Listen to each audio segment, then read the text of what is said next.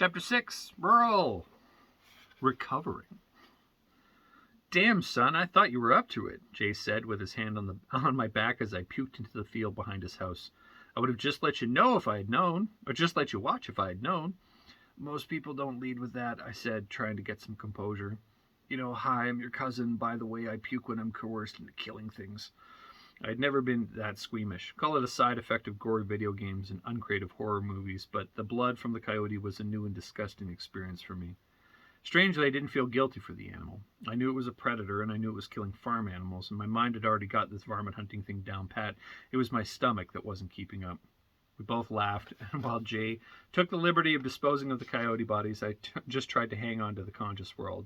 I was lightheaded and shaky, having A, not shot a gun, or B, killed a living thing before the whole experience left me a bit jarred, to say the least.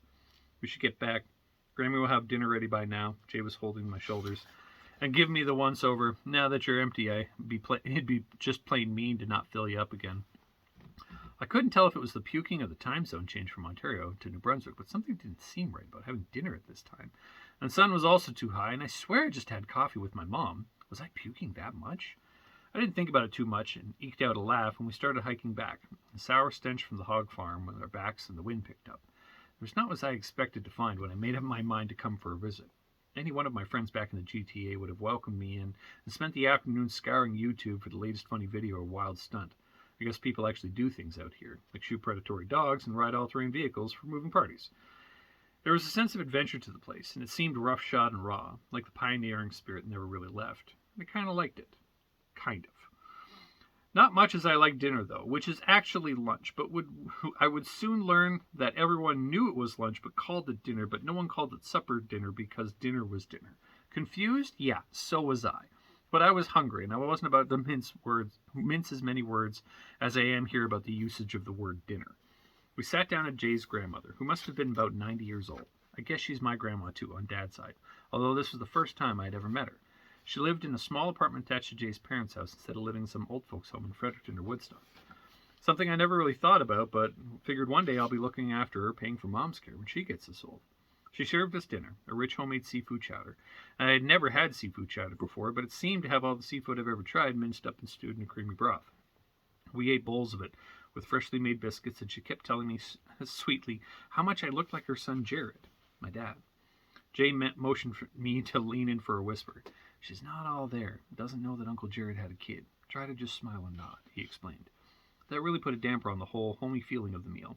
It was a truly wonderful food, and knowing she wouldn't remember it soon, I didn't know that I was her grandson, albeit an absentee one, was tough. My dad and I still had a lot to deal with when it came to our dysfunctional relationship. And I was glad that we had shared such a sweet woman as Mom and Grandma. Still, she was wonderful to be around and be fed by. Jay took me home afterwards on the back of his four-wheeler. We spent a surprising amount of time on the roads, considering the vehicle was meant for off-road use. And still seeing the ubiquitous vehicles in every driveway of my house gave me the impression that they were just as much a staple as the seafood chowder I just ate. I might just need to learn how to drive one. We got home just before dark, and after thanking Jay for the ride, Mom was making pizza pockets in the toaster oven. I didn't think he'd be home, so I only made some for me, she explained. I haven't had a chance to go to the store yet, so it's pizza pockets and chips for supper. All your basic food groups. I told her about the seafood chowder and the coyote incident without going into embarrassing detail about how I spilled my guts in the woods. And after an awkward silence and more than an announcement, I more announced than said, I'm going to hit the sack, and kissed Mom goodnight. Good night, honey, she said. Night, Mom. I must have spent hours looking up the ceiling just trying to piece together what a weird day I just had. Nothing seemed normal. But I guess that was the point. I could not be in a newer place, in a newer setting, in a newer set of circumstances. It was time for me to just leave the old me behind in Toronto. And that me knew every stop of the transit map of the city and where to get the best falafels and pizza. I had never really had friends back in Toronto. I was a loner with a list of acquaintances. No girlfriend to miss me, no family that was out there outside Mom's parents, and they were always on vacation, it seemed.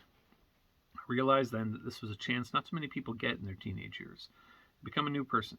Maybe I would have preferred that to be in a place with a decent music scene, or God forbid a skate park. But it was a chance nonetheless, and I planned on taking it.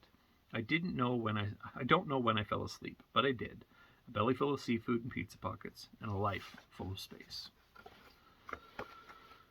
Chapter 6.